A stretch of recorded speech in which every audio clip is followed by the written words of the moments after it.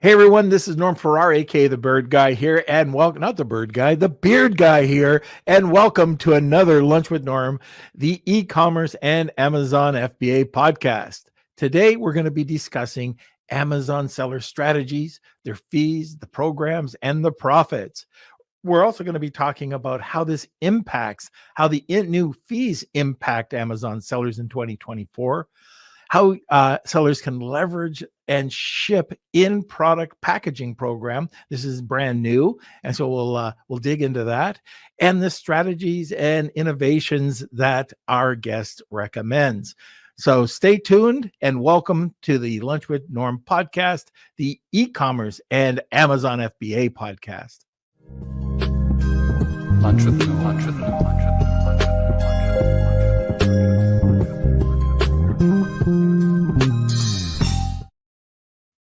Okay, as mentioned, we're going to be discussing the Amazon seller strategies, fees, programs, and profits. Our guest is a dynamic leader at the forefront of e-commerce evolution, specializing in the realm of the Amazon marketplace. You know it's a beast. It's the Amazon. We're going to go down all the different tributaries. Isn't that corny? Okay, she is also the VP of Operations at Upper Echelon Products and the Head Growth Officer at ExecuSeller. Her strategic vision and deep understanding of Amazon's seller ecosystem empower the entrepreneurs and the businesses to thrive in this competitive landscape in 2024. And oh my gosh, thank you. An easy name. I blow John Smith, but I think I can get Rebecca Thomas. This is a first-time guest. Okay, now I think Kelsey's going to make me do a live read, and I shaking his head. So let's move over to Seller Basics. Hey, Amazon sellers, ever faced with account suspensions, ASIN hiccups, or IP headaches? Introducing Seller Basics, your Amazon accounts guardian, which is $99 a month, or code NORM, $89 a month. Seller Basics offers a dedicated team to shield your business from these challenges. Plus, this membership offers free legal consultations from seasoned e-commerce attorneys. And guess what? There's no long-term contracts, and you can cancel with just a month's notice. You can view Seller Basics as your Amazon account's health plan, and you can check them out at sellerbasics.com. Now for the nasty disclaimers. Seller Basics is not an insurer nor law firm. Consultations come from independent firms. Results may vary. Membership is needed before events leading to claims, and terms apply. All right, let's bring in the Kelsinator. All right, I think what did you say, the Bird Guy? The Bird Man? Yeah, I am the Bird Man. Yeah. That's a new one. I am now, by the way. I've got the new Bird app, and I recorded 30 different bird species while having a cigar the other night. Wow, look at you. Yeah, it's what old guys do. You know, they hide their own Easter eggs and listen to birds. You're keeping busy up there. Life as an old guy.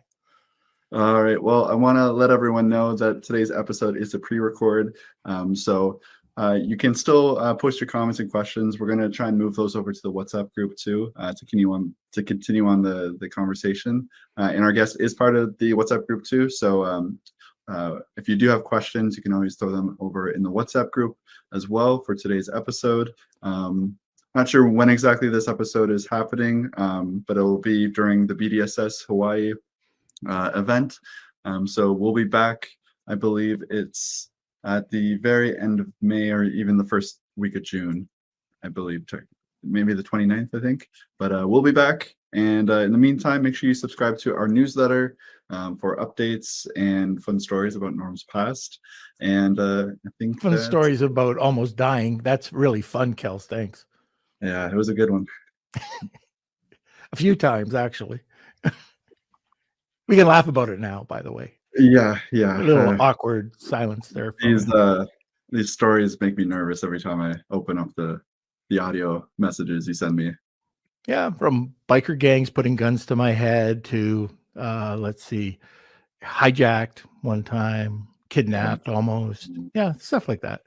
Yeah. Fun stories, so fun. If you want to check that out, the link is in the description. Sign up You won't regret it. And I think that's it for me. That's a new one. Very good. You won't regret it. Oh, and by the way, I just want to mention very briefly about the podcast that Kevin and King and I have called the Marketing Misfits. It was launched on April 30th. By this time, we'll probably have about 4+ episodes on, and check it out. We've been getting some really great response from.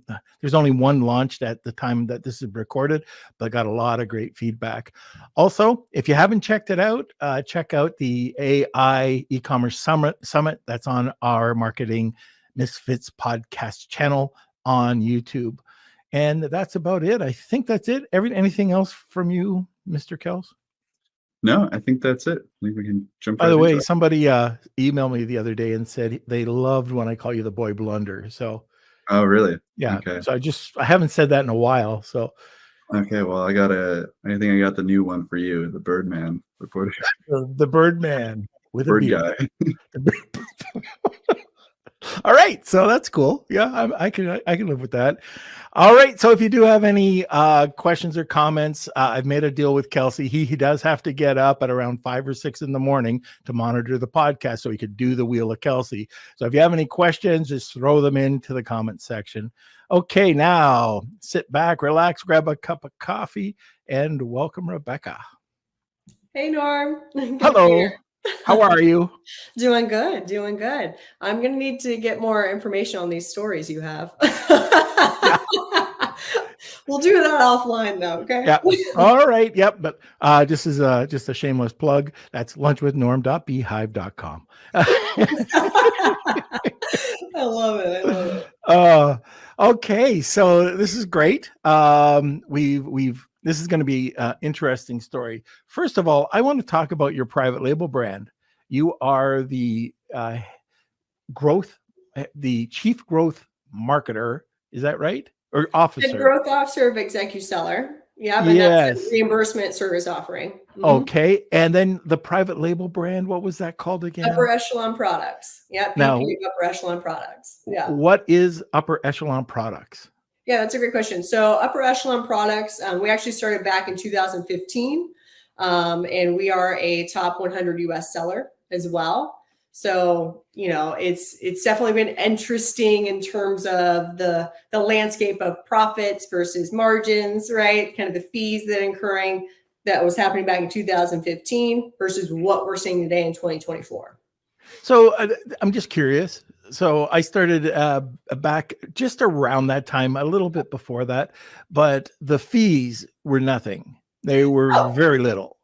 I mean, back in 2015, right, it was more of that third, right? It was more of that rule of threes. It was like 3%, like a third was Amazon, third was products, third was profits, right? But today, Amazon's getting, 60% now? And that rest of 40% is now what you're sitting with in terms of your product and your profits, right? Yeah. So margins are obviously the biggest deal when it comes to even the fruition of your product. Yeah.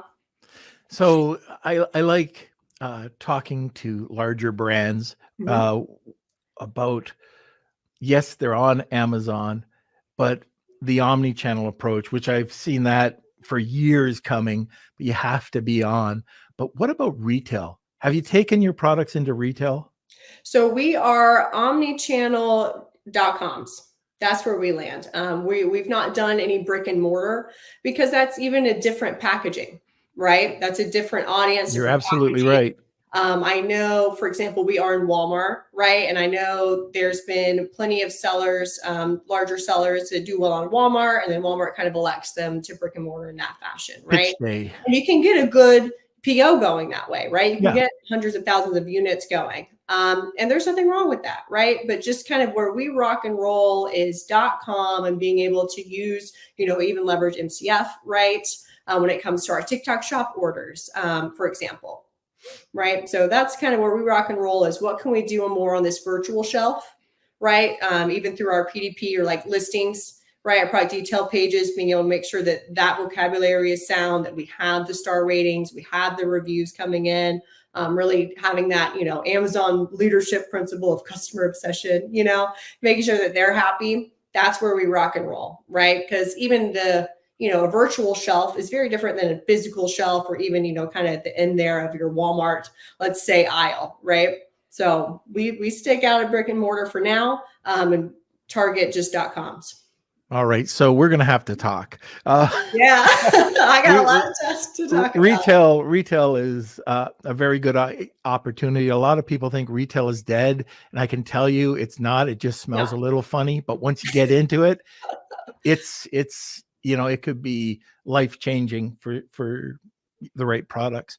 But interesting that you're like, it's great to hear that you're omni-channel, but retail is an absolute awesome opportunity. Now, that's not what we want to talk about today, but I was just wondering, when I talk to larger brands, I'm always wondering where they're showing up. And you said something incredible that we tell people all the time, even on the podcast, about retail packaging. You have to have a retail catalog, which isn't hard to do, but you have to know what to put in it, or you'll just, the buyer's just going to throw it aside. And the retail packaging is nothing like what you can do on Amazon. And it's so important that you said that. Absolutely. Absolutely. Actually, it was funny. I was in Whole Foods the other day, even, right? Guy scanning me out, and he was like, "Oh, they changed the packaging of this product." Right? It was a whole food brand. It was a buffalo sauce, right? But even he was saying, from his familiarity, was working at Whole Foods years, that he's like, yeah, they change packaging for at least 60% of their products every year. That's all they're doing, right? And so it's interesting. And as we know, even brick and mortar, the normal turn is going to be 8+ times annual, right? Amazon's very different than that. Your virtual kind of 3PL where your inventory is landing is different turn rate than what you're going to see in retail. Yeah. Right. Okay. Now let's get into what we're going to talk about. And that is the new fee structures. So there's so many different fees that have been introduced over the last year or so. You want to get into them and just kind of break them down for the listeners? Yeah, absolutely. And, I'm even going to reference, right, is that this week, even they had Amazon's like Q1 2024 earnings report, right? So a couple of things that stood out to me, even in that conversation, that Amazon's hanging their hat on, right, is we've revamped our US inbound fulfillment architecture, right? We are allowing better inventory placement. We're going to have, our 60% of our Prime orders. I think Andy Jassy was saying like 60% of Prime orders are delivered same day or in one day, right? And they're hanging their hat on that, as they should, right? They said customers want products. They want them to be everywhere. And we want to get them there as fast as possible. They said this a couple of years ago, but now it's actually occurring here in 2024. So all of that is going to obviously dwindle down to, even they said, we work with sellers and retail partners to achieve this, right? I'd say work, right? It really translates into there's going to be fees involved, right? Someone's got to pay the bills, right? Keep the lights on, keep the inventory, right? So what we're seeing this translate into is things like our low-level inventory fee, right?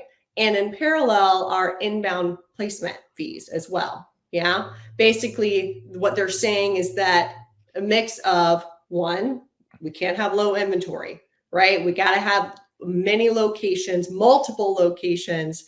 You're going to get a discount for sending into 4+ locations. You're going to get no fee at 4+ locations. But 2, 3, you're going to get a surcharge. If you're only sending in one location, you're going to get the biggest charge, right? And so it's interesting because it's this balance of the seller knowing these fees are going to incur if they send in too little.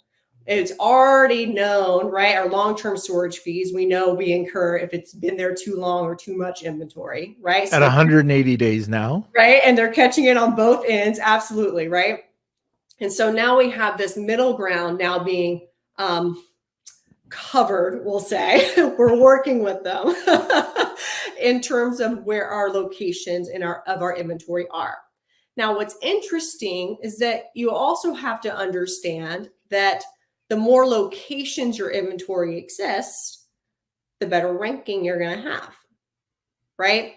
So For example, if you're saying, hey, I'm only going to send inventory on East Coast because that's just where, I'm going to have the less fees, whatever, but you're not stocked West Coast, your organic ranking is going to go down a lot because they're not going to push your product as equitable, right, to those customers. That's what I was just going to say. If you're not, people used to, at least a few years ago, they used to try to trick the system and only go to one location. And they were just killing themselves because Amazon doesn't want to spend the money, so they're not going to promote you if you're not in those locations. Absolutely. Right. And so again, it's this two-sided coin that we have to now play with our more limited margin and limited profit that we're getting in terms of these compared to the fees, right? Of saying, okay, now I know I need to send in enough inventory that I am in multiple locations, right? This helps organic ranking. It also obviously helps the shipping speeds that we're partnering and working with Amazon to achieve, right? But being able to know how much that fee actually is, right? They're starting to walk into it. I know that something that I leverage a lot is their SKU economics report, right? Originally, you could go through your FBA dashboard and click into a specific SKU, and that would bring you just that SKU's economics. But now they have a full report. So if you go to your homepage, reports, SKU economics, it's more of your bulk download, your bulk upload, right? I always tell people, go ahead and go into that SKU economics report, click everything, download the last month, just so you can see what all data is present. And then you can start tailoring your selections, right? Maybe you want to hone it specifically on fees, for example. So even when you're doing, let's say, your low inventory fee, that SKU economics is going to give you the low inventory fee per unit, per quantity, and the total, right? So it's going to walk you through those specific things, but more in a bulk download and not just like an individual SKU by SKU. I can only imagine the sellers that had like 2,000 plus SKUs that they're dealing with trying to do that. So definitely check out that report. They're constantly updating it. What I do find interesting though, as well, that was announced, like May 1st. So what is that? 2 days ago, the low inventory fee, they're delaying again, right? They first said, oh, we're going to hit you in April. But then they said, just kidding. We're going to credit you back April. We'll incur in May. But now I do believe they're moving it back to mid-May. May 14th is when that fee is actually going to start hitting. People really don't like this new fee. Sellers, I think, are just getting nickeled and dimed. Now, and you hear it all the time. Oh, this is a good thing. The people that handle this properly will actually benefit from it. The problem is the high majority don't handle it properly, and they just keep spending more and giving it to Amazon. Absolutely. So, I mean, there are some exceptions on the low inventory, right? So we know in this update that they did 2 days ago, even that they said, products that are that have sold less than 20 units in the past 7 days don't incur a fee, which is good, right? I know I have some clients that they're like, hey, we have certain SKUs that we only send in maybe 20 units and sell 10 a month, right? They're intentionally keeping that low just because that's the volume. Mm-hmm. You know what I mean? Maybe they actually, going back to our omni-channel conversation, I know that particular SKU, they rock and roll all day through their D2C site, right? And so they don't need to send in that much in Amazon when they're already successful on a different channel, right? One of the other exceptions I know is tying back to their, kind of AWD, right? They're like, if Amazon or Amazon Managed Services is excessively delaying, right, the process time, that they're going to proactively reimburse the fee, right? Now, that one's a little odd to me and very gray, right? What is excessive? Also, how do I prove that you reimburse me, right? So there's some questions there in terms of what that definition is, but it sounds like they're trying to do some sort of handout similar to how they do automated reimbursements. But again, we'll talk about that later. They do a little bit, but not a lot of it, right? And then I do know that they went ahead and, especially with Prime Day coming up in July, made a statement there in terms of having some fee exceptions during Prime Day, right? Kind of extending that window. I do believe it was 4 weeks following Prime Day that they were going to kind of pause on those low inventory levels. So I'm curious, and I'm just going to go down a different rabbit hole for a Yeah. sec. Prime Day inventory. Mhm. So with the way that they've got it, where it's like Goldilocks and the Three Bears right now, Right? you've got to be right in the middle. So how do you set up? And you can use a 3PL, no problem. But how do you manage inventory going in for Prime Day and inventory going out if you don't? Especially if you're new, if you've never experienced this before, you might end up with a ton of inventory left over, and now you're going to get nailed for it. Could get nailed for it. Right. You get that 4-week window is what they're quoting, right? Yeah. And you're just praying, right? Fingers Because crossed. something that a lot of sellers would say, right, is that forecasting, you're doing your best, right? At a certain level, you're just doing your best, because you're going to have your random list here and there. Let's say you're in a lightning deal or a best deal. Those I would almost take out of the equation, right? Because those are kind of more one-off events. You can't just base all of your inventory inbounding off of those one-off events, right? For Prime Day, obviously you're going to see some level of lift, in terms of your velocity. But if anything, it's just being very hawk, like when those events are occurring, send in just a little bit more than you need, especially now that you have a more of a 4-week window to help sell through, right? But I wouldn't overshoot it, because what you can do during those days is track it and say, okay, let me send in or plan my next replenishment to send in a little bit more inventory should I need that, right? Definitely the way things are set up, I would not overshoot what your current kind of forecasting replenishment schedule is. Okay. Yep. Very good. And just on the Prime Day subject, I hope with it, and I saw it last year and I was worried that, okay, first of all, there's a couple of Prime Days now, and then there's Pet Prime Day, and there's, Yeah.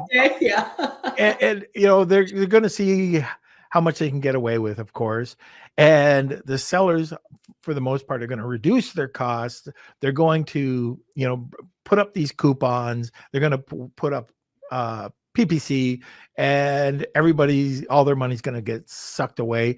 And I'm talking about people that aren't experienced with working with Prime Day. But all these holidays, all these Prime Days, it's another way for us to get fees sucked out of us. And we have to be very careful about this. This is a story from way back. Okay. This is a buddy of mine. I was helping him with his Amazon account. They did $750,000 on Prime Day, and they lost money because they didn't watch the fees. They lost a lot of money. And it's, to this day, it's the same thing. People hear about Prime Day. Now, brand awareness is one thing, right?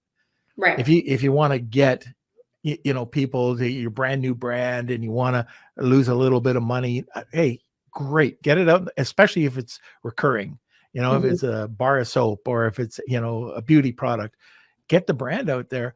But if you're not doing it intentionally, you got to be careful. You really do. Absolutely. And luckily, they're allowing and saying, for example, they have the FBA new selection program, right? As well. So that basically is new products, right? I do believe that's first 180 days or so of that parent ASIN. So, if you do multiple variations or colors, let's say, that would be considered new to FBA ASIN.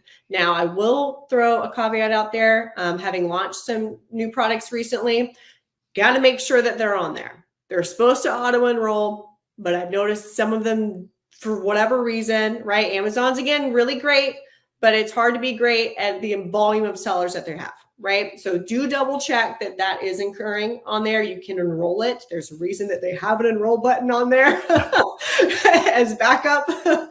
So do spot check it and make sure your ASINs are in there. Yeah. Again, that's going to give you a little bit more wiggle room when it comes to these low-level inventory fees, even the inbounding fees as well. Yeah. I know, a third component people and other sellers are testing out as well is leveraging like AWD, right? So Amazon warehousing and distribution, because that also allows you to kind of avoid incurring some of these fees that they're implementing. The only caveat I'll say there is that they are auto replenishing. Let's say your product is very seasonal, right? They're not looking at what you're coming into. They're looking at what you have done, right? So even what they've stated with the low inventory, excessive delays, right? If it's our fault, then we won't charge you those fees, but still you're losing control of your replenishment schedule and your volume, right? Maybe that's going to work for some ASINs, especially if they're not very seasonal. Let's say that they're pretty standard annually. Love it. Try it out. See if that works for you.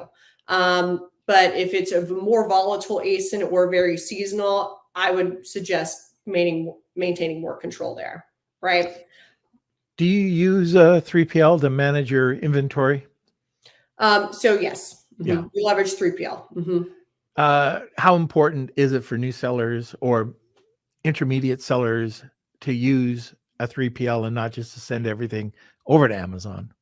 So it goes back. We take a large step back. It goes into even, kind of that 60%, 40%, your products to Amazon fees, right? And your margin overall, So obviously in a perfect scenario, there would be no touch points between your vendor or your supplier directly to Amazon. Goals, right? Can you do that all the time?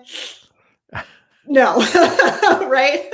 So you're on one hand, again, it's that juggling or balancing act of really knowing what is the life cycle of this product. How many touch points am I putting in here? How confident am I in my replenishment schedule, even with my vendor and my boat shipping and my air shipping? There's different charges there, right? So it's a lot of bookkeeping. Yeah, for sure. That's what it comes down to at the end of the day, right? Is understanding your product. And what I mean by that is the cost of those goods, right? Inclusive of how many touch points or shipments of those, right? We might have some products that go D to A, direct to Amazon. Love that. Can't do that all the time, right? Sometimes you got to boat ship. Sometimes you got to go from there, maybe to your 3PL. Maybe some go to 3PL, others go D to A from there. You got to figure out what the by SKU kind of costs are, right? And all of that, again, to me, bakes really well once you know your kind of product history. By the time it gets to Amazon's SKU economics report is where it kind of really kicks in to say, and then here's all the fees and other things that are occurring on the ASINs at these times. Right. So right now, what have you seen to be the biggest fee suck in 2024? So inbound placement is the hardest one, right? Only because, again, if you're sending to one location and you're not splitting shipments, you're not doing the 4+ locations, you're going to get kicked with the most fee, right?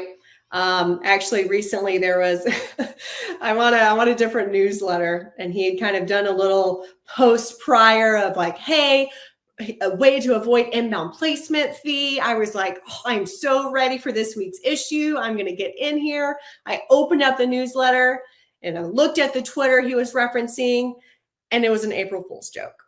Oh. It was the saddest day. I mean, it was funny on one hand. On the other hand, me and a lot of sellers were like, man, it's the worst joke, because there's just not a way around it, really, So you got to pick and choose your battles, right?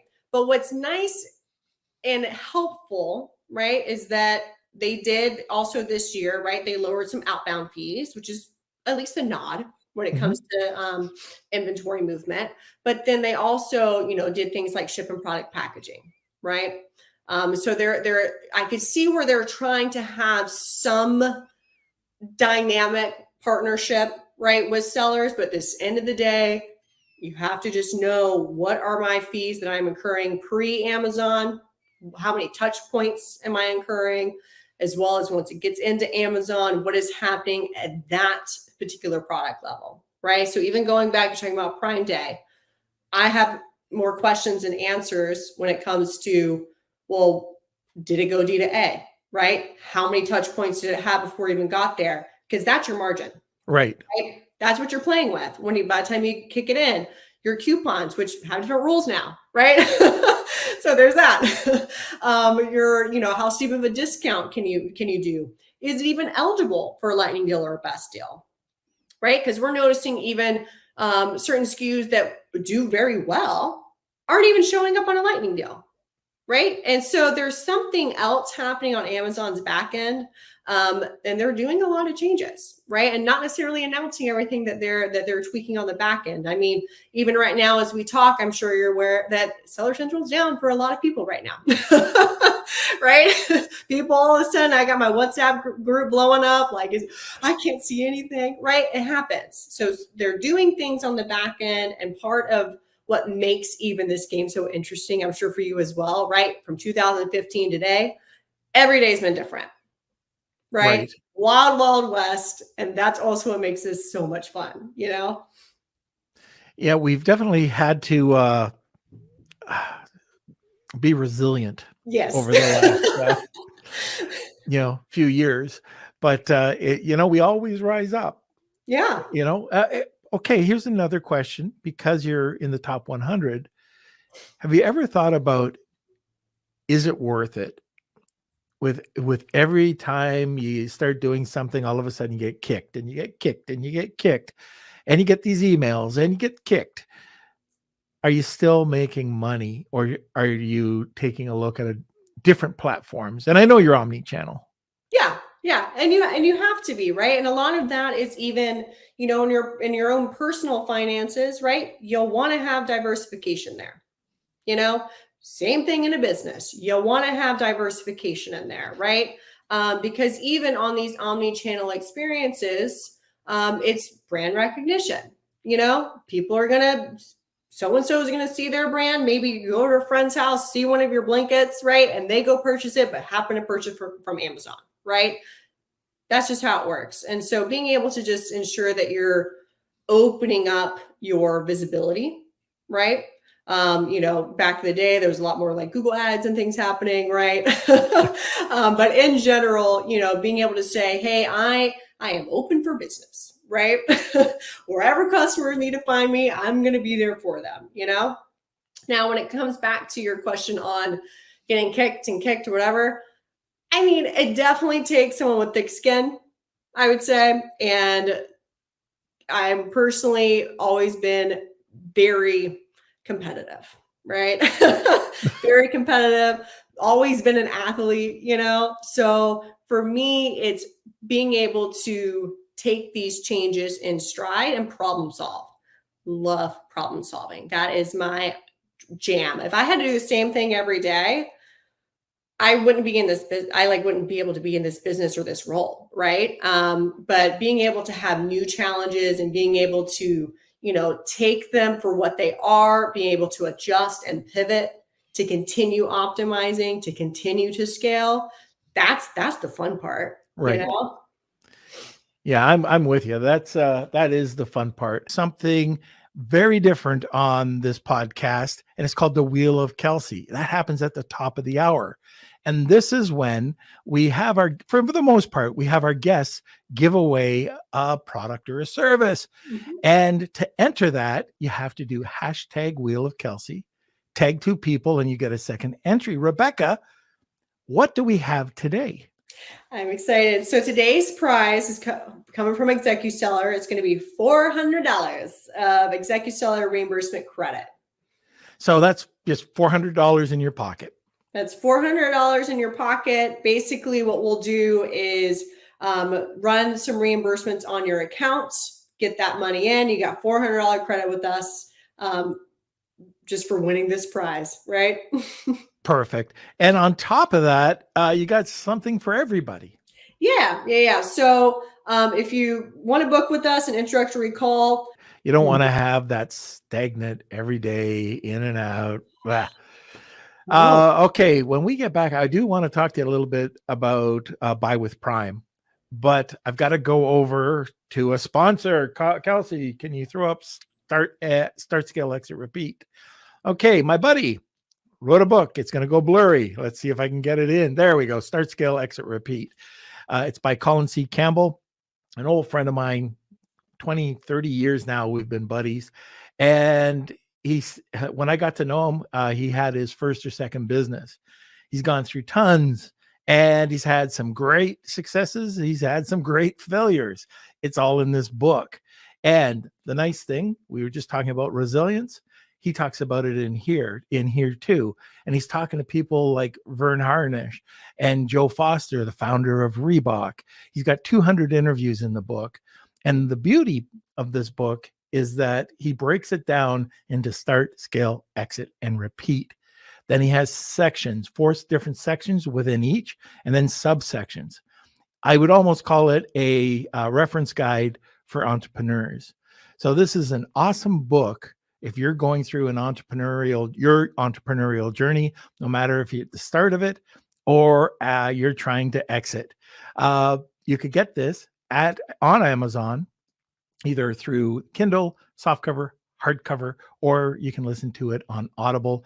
And this has been the #1 bestseller in 15 different categories, I believe. And this week, it was #2 overall in small business.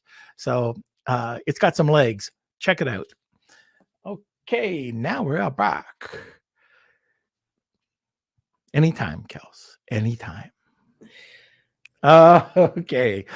So one of the ways that I try to see where you could pick up that extra margin, extra profit, was through Buy with Prime. But as popular as I thought it would be, I don't see a lot of people, venturing out and launching their own product on Shopify and using Buy with Prime.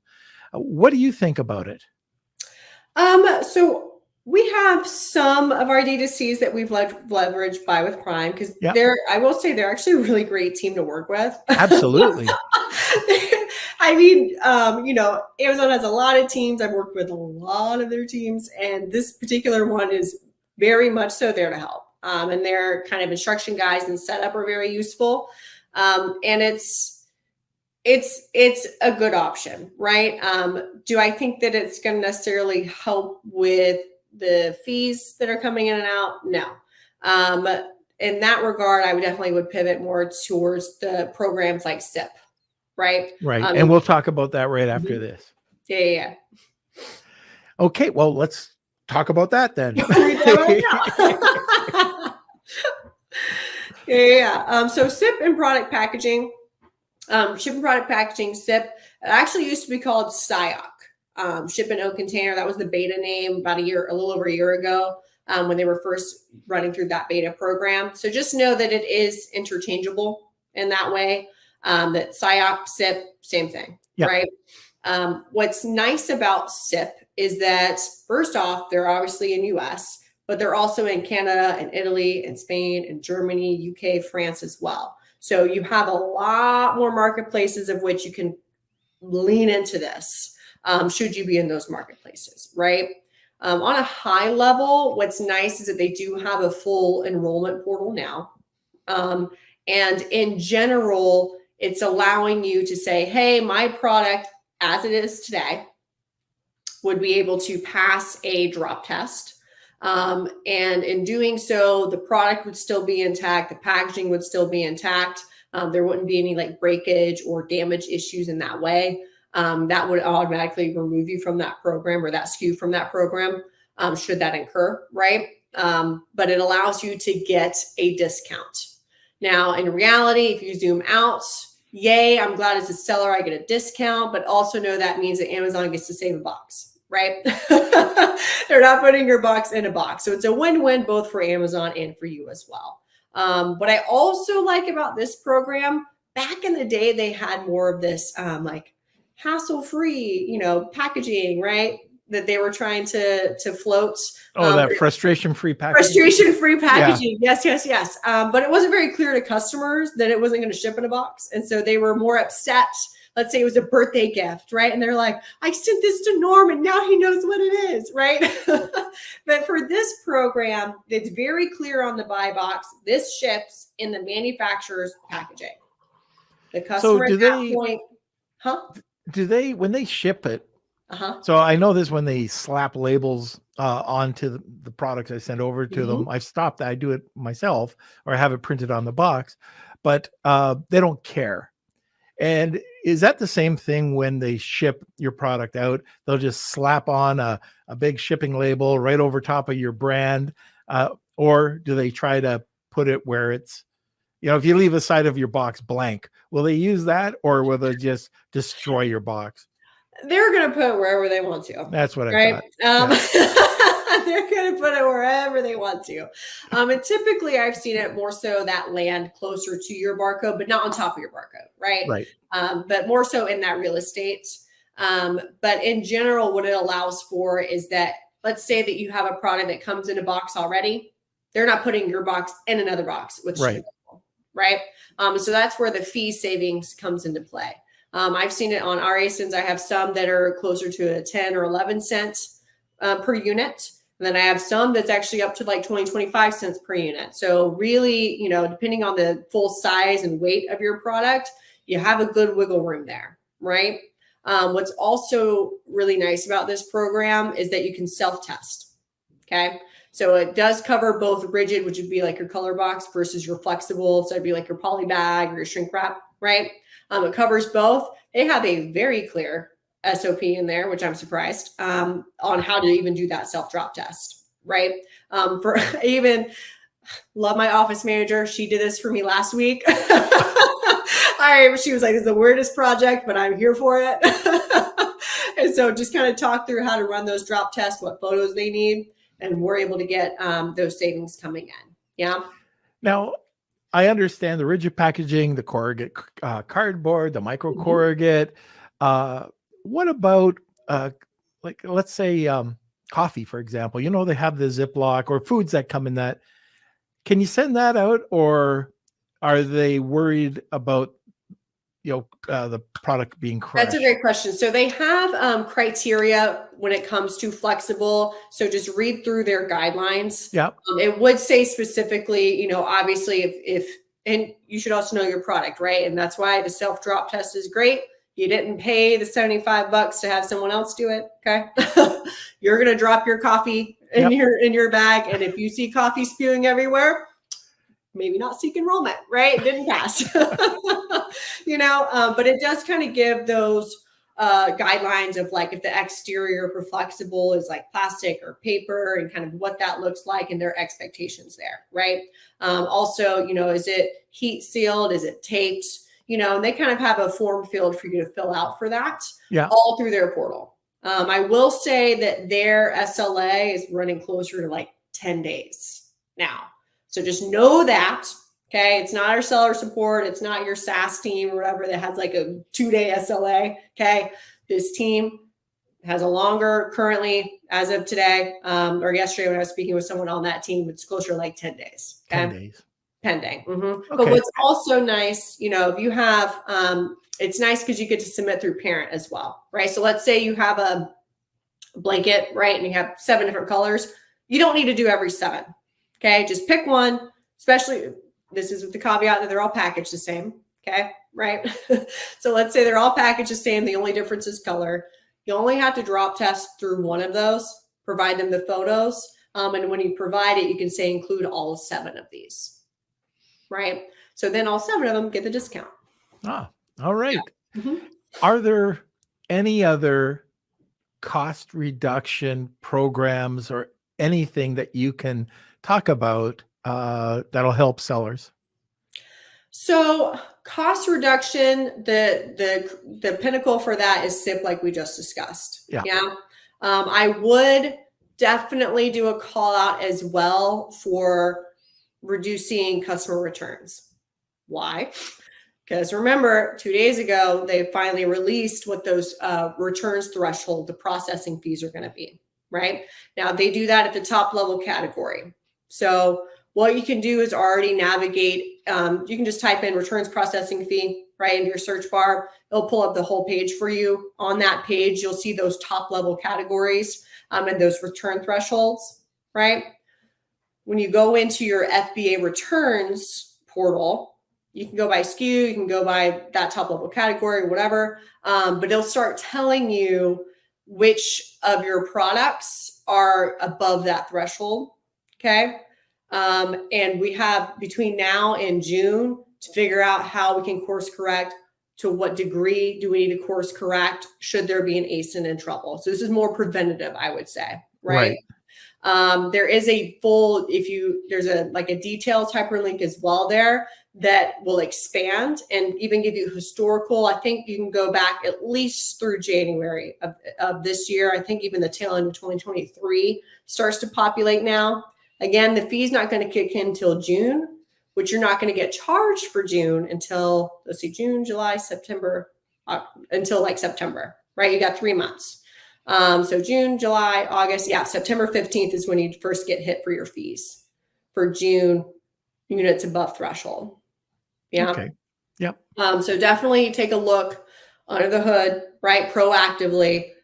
How can I avoid or deter some of these fees that are going to be kicking in June? You can also go to there's another section under your growth opportunities as well to reduce customer returns. It's going to give you it'll say, hey, 25 customers in the Q&A were asking about what components or what, tools come with your product, right? So it's already telling you customers are concerned and asking about and kind of confused on your PDP or product detail page, what's going on here. Another opportunity to reduce those returns, right? So definitely start diving into that if you haven't already. Take a look at it on an ASIN level just to know how else you can kind of, again, gain more control of your listings, gain more control of your products so that you're not just going crazy with all these fees you're starting to run into. Yeah. Yeah. And one of the things you can do too, is this is like almost roll your eyes. It says we've talked about it so much, but ChatGPT, you can upload. One of the things that we've done is we've taken guidelines or TOS, uploaded it, and we can take. If you go into your Seller Central, you could take the daily or weekly updates and update it. So you've actually got a chat going where you can ask it questions, and it works. It's very efficient when you go and use it when you upload all of these documents. The other thing too, when it comes to Amazon, there is an app out there called Frequently. Now, I've used it a lot. I don't know if they're charging for it. They should, but it used to be free. And you could also go there and get a lot of questions answered. But don't forget about these LLMs. They work as long as you put in the right information. So it's just something that we like restricted words. We were talking about it on our podcast earlier today about just uploading a restricted word list with the TOS and just running our listings through it to see if it picks up anything. That's Absolutely. the same thing here with fees, that you can do that just so you're aware of it. And sometimes like just other things that Amazon's doing just in their forum or in their when you open up Seller Central, they have the forum that's right there. You could just take the information, print it, and upload it. It's very simple. Absolutely. And I don't want to get a whole AI tangent, right? Yeah. I actually saw and started watching about an hour into the AI talk you did the other day, actually. And it's fascinating on how important even your imagery is going to be. Oh my God. Right? That we already knew main image is important, right? Your vertical shelf, but now it's all of it, right? It's all of it. And it's having AI understand your image. Yes. Right? It's not just, hey, let me riddle in my keywords, right? And this is how the search terms are going to go, the kind of recognition there. Now it's more so, well, who is looking for this product and how would they use it? Right? Even Rufus, Yep. for example, that coming through, they're not saying, I'm looking for a blue beach blanket. That's not what they're saying, right? They're saying, I'm going to the beach. What do I need? Yep. Right. And that image has to portray it. We were talking Yep. about this a little earlier today, and talking about the image has to, you might think you're showing the benefit or a feature of your image, and it comes across completely wrong. So you have to run these through apps to make sure that it sees your image the way you see it. And finally, stop writing books on your image. Just bullets, if anything, just bullets. I always say Burt's Beeswax does an incredible job whenever you just check them out of like, oh, that's chocolate flavored. I want it. It looks, I'm hungry. I mean, it looks so great, the images that they use. And they had no font on it, at all, nothing. And I know we're going down a different route here, but the other thing I want to talk about, cost savings, and this is something that you're involved with, is reimbursement. Yeah. Reimbursements. Absolutely. Just a little context there. So, as I mentioned, right, VP ops for this, high level seller, right? There's obviously a lot of reimbursement opportunity there. Now, what started as this, in-house cost savings initiative of, okay, let's kind of learn from the best and be able to understand what they're doing, how they're doing it, take ownership of that so that we're not forking out that 25% fee, right? So that's where it initially started. Now, in that research, it was fascinating to me. And I even at one point had 5 different providers all on our account. And they were all picking up different things. Yep. Right. And so it was just telling this story of, well, what reimbursement types is each provider covering? My curiosity of, why aren't you covering everything? Like I want every dime, Yeah.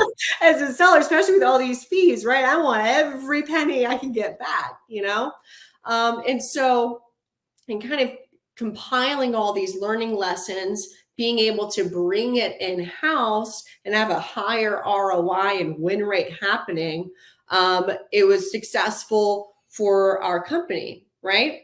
Now, of course, we started saying that that's what we did. And our friendlies started saying, well, can you do that for me? Right? And of course, I am customer obsessed. So I'm like, sure, absolutely. Like, let me train up one of my specialists. We'll get the permissions needed on your account. We'll take this over for you as well. That started doing well. They started referring more people, thus naturally rolled into ExecuSeller, right? So here we are today. On one hand, we're new. On the other hand, we've been doing this for a couple of years, just kind of on the back end for our friendlies, right? And other executive sellers that we know that have like higher catalog volume. But really what we're coming into this is from a seller's perspective, right? Not a sales pitch. This is not, you're not one of the thousands of people of which we only do the 4 reimbursement types for you. We're covering any opportunity that we find because each seller account is so different, right? It's kind of like a mechanic, just because your car comes in, right? You got to look under the hood. Each car is going to be so different when you start getting into it to understand what the opportunities are, right? And so it's been a really wonderful journey that we're opening up to all FBA sellers. And we, cover full North America. We cover UK, EU as well. And just saying, hey, we are happy to take this consultative approach to let you know, here's what we see, right? Here's what we've known for the last 18 months on your account, what Amazon has automated versus what perhaps the casework is happening on your account.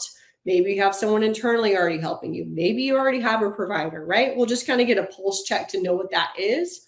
We'll also let you know what we see as reimbursable today, what types are not being covered, and even let you know what was missed, what's no longer eligible, right?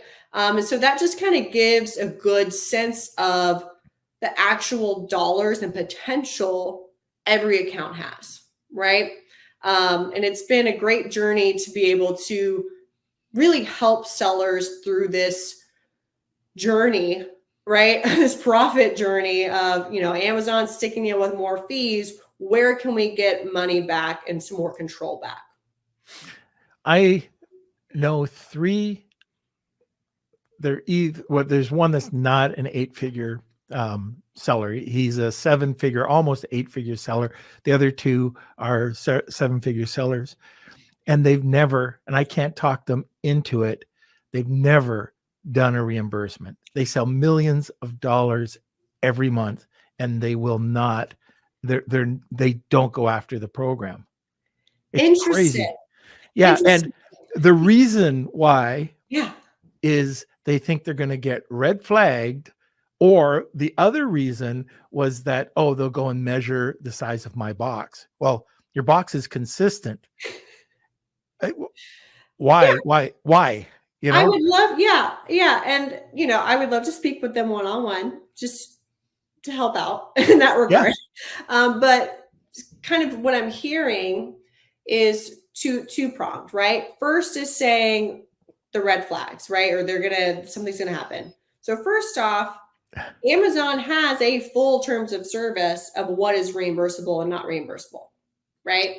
They have criteria. They have windows of reimbursements. Inventory overall is 18 months. Some of them slide back more towards 180 days, right? Fees are going to fall in your 90-day window, right? They have all this literature.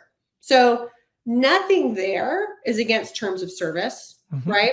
And parallel, all the reports and findings are coming from Seller Central, right? Primarily tied to your inventory ledger reports.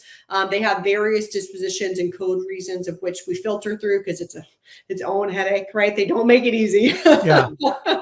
Right. And then even when it comes to the submissions of those cases to CSU, to seller support, those are all manual. It's required by TOS to not have automated cases going into seller support. Could you imagine the Wild West show that would happen if they allowed automated casework into seller support, right? So that doesn't happen, right? What I'm also really proud of, like the team that I've built up, is that they are rock stars with seller support, right? They are not just a VA. They go through months of training before they're even allowed to get on an account, because mostly it's not necessarily the identifying of events. That's one component, but how to communicate with seller support. We all know their first response is an automated template, right? And that's what pops up on their side. They hit send, they did their job, right? So being able to work through that and partner with seller support to say, hey, appreciate the first response and provide more evidence and more direction of what teams to go to, what things to continue pushing through as evidence. That's where we get that win rate, right? So we're trending well above 98%. Wow. And it's because of the casework. And we're seeing some cases take longer, especially if you got a good dollar amount tied to it, right? Some are easier, quick wins. You'll see that reimbursement right away coming into your transaction report, right? Your payments view. And then others, we're doing casework. I've had some cases that we will keep open and continue conversations for 3 months even, because it's worth it, right? Yeah, absolutely. But one of the things these three have in common, and it just shows you, if you kick people enough times and hard enough, they're afraid. They're afraid to bring it up because they've been removed so many times, especially the one, it's a beauty company, and it's a chemical that they put into the beauty product, which is 100% within the guidelines that you can put it in, but they've been removed 5 times. Yep. And they're afraid to go and do this because of that. And Amazon's just, I wonder if this is just part of Amazon's culture. They'll hit you, they'll hit you, they'll hit you. And then, oh, I better not do that. And they save money. It's funny that you bring that up. I actually had a client earlier this year come on. Obviously, we're tackling reimbursements for them. But there was a educational curve when it came to, he had a product that was being flagged as like a restricted product, and they tried an appeal, I think back in November even, and then just kind of gave up from there. We have that reinstated for him already, and it's because of even the conversations we're having now, right? We're looking at people to people, we're looking at sellers, right? That's how we view things. And so even if that starts technically falling outside of our scope, you got me on the line, and I talk to all of our clients daily on what can we do to help partner in those wins, right? And so it's been a real fun journey to even get to know as many sellers and as many clients as I do, but being able to really help them, again, get ownership of the money they deserve back. In general, with reimbursements, I know with us specifically, you're going to get 1 to 3% of your gross revenue back, right? So that's it. It's already there. It could be yours, right? It's a win-win. Free money, right? There's not an upfront charge. There's no hidden fees. There's not like some sort of. I had one reimbursement provider that threw in a hidden in their terms and conditions a 3-month type of like cancellation notice. We don't do that, right? If you say, Rebecca, I'm good, I'll be like, okay. Right. Sounds good. But I've never had that happen, right? Everybody, we partner with you. And that's fantastic. So we're coming to the end of the podcast. This was awesome. I only got 1.5 questions. And I have a bunch that I was going to ask. So you're going to have to come back. I would love to come back. Oh, that would be awesome. Version, Yes, live next time. I know we didn't talk about remote fulfillment. We have so many things to talk about. So we'll do that on the next live version of this. I love it. But if you have any questions, just make sure you put them over in the comment section or post them in the WhatsApp group. And if you want to contact Rebecca directly, or your company, what's your best contact information? Yeah, so I am already on the Facebook group with you guys, and it sounds like Kelsey had approved my WhatsApp request. Thanks, Kelsey. So definitely feel free to just @ me in there. And then in parallel, I'm on LinkedIn very actively, Rebecca Thomas. And then if you want to learn more about ExecuSeller as well, execuseller.com, all of those bookings come directly with me as one-on-one. So plenty of ways to contact me. All right. So we're going to go over to the wheel. If you haven't put in hashtag Wheel of Kelsey or tag 2 people, you get a second entry. Do it now. You've got a few seconds to go. Kels, let's go over to an ad and then over to the wheel. Facing cash flow challenges with your e-commerce business? Discover Viably, your ultimate financial ally. From real-time sales data integrations to immediate funding access, Viably is here to support you. Plan your growth with their free tool for online sellers and engage with specialists whenever you need. Extend your cash flow with Viably. All right. Now, Mr. Kels, the wheel. It's time for the Wheel of Kelsey.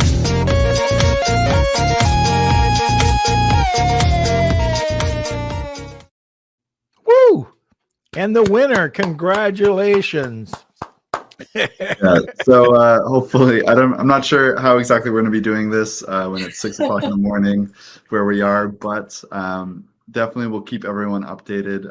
We'll be posting probably in the Lunch with Norm Facebook or the WhatsApp group, the winners, and contacting those people directly too. So also probably putting in our newsletter as well. So we'll make sure the word is out. Whoever this winner is, we'll contact them. So Kels, I'm just wondering how you're going to do that because you're going to be going to bed a half hour before you wake up. Yeah. That's Who going knows? to. That's a future problem. Did you? And you noticed I didn't agree to it, right? So I'm fine. And you volunteered me, so Yeah, that's yeah, good. very interesting. Yep. Okay, so that's it. By the way, this is an edit. I have to go back and introduce the Wheel of Kelsey. So I forgot about it, but I'll just add that in right after this. So don't click and go away. I will not go away. Okay. Do we need All to right. see what they won? What's that? Do we need to tell them what they won? That's why I got to go and do that. I There we go. forgot. We got talking so much, I forgot to stop it halfway. So I'll go back to this now. I'll tell you to, I'll just kind of sign off. And then what I'll do is just come back with the wheel. I love it. And tell them what they have to do. All right. So this was fantastic. Just the amount of information that you provided, I loved it. And I hope everybody was able to get something out of this podcast. I know we're not live, but this pre-record was awesome. Thank you so much. And also thank you so much for the Wheel of Kelsey prize today. Yeah, absolutely. It's been great to be here. Definitely want to do this again sometime on a live one. 100%. Okay, everybody, that's it for today. Kels, are you around? And I sure am. Is this the real Kels or the virtual Kels? This is the real Kelsey. I'm here. So thank you everyone for watching today's episode. Again, this was a pre-record. We're currently in Hawaii for BDSS. We will be back. We're doing just, I think, 5 pre-records in total, and then we're back with our live episodes after that. So we will be back. And other than that, make sure you subscribe to our newsletter. It gets published every Monday. Subscribe to our YouTube channel and join the community in our WhatsApp group. Links are all in the description, and that's it. And maybe Marketing Misfits as well. The newest, most awesome podcast. Of course. Yes. All right. That's it for today. We will see you every Monday, Wednesday, and Friday at noon Eastern Standard Time. That's 6 a.m. Hawaii time, just for Kelsey.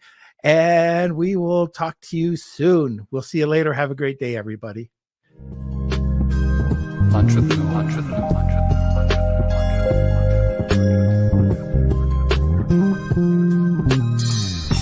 If you're a first